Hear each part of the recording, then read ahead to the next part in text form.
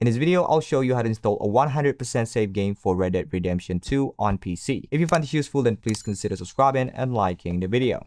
Alright, so if you don't want to replay the entire story or you simply want to jump straight into a complete save with everything unlocked, then installing a 100% save game is the perfect solution because it gives you access to completed story missions, unlocked regions, legendary weapons, outfits, challenges, and many other rewards without having to spend dozens of hours completing the game yourself. So in this tutorial, I'll show you how to do it. Alright, to download a 100% save game, you can go to nexusmods.com and here you can use the search bar and type in save game 100% just like that and look for the best one. Personally, this is the best one, Ultimate RDR2 game saves created by Denera. So I'll put the link for the save games in the description of this video. Now once you're here, you want to go to the files tab and then you're going to download the Ultimate 100% save game. If you want, you can also download save game for different chapters of the game. For example, the epilogue, chapter 6. But for this video, we're going to download the 100%. So hit manual download, save it somewhere on your PC. By default, it'll go to downloads folder. So just hit save and the download will start. Alright, after you finish downloading, you'll have the 100% save game in a zip file. So to open it, you can use WinRAR or 7-zip. But if you're on Windows 11, you can just right click on it, select extract all and hit extract. Now you'll have it in a folder.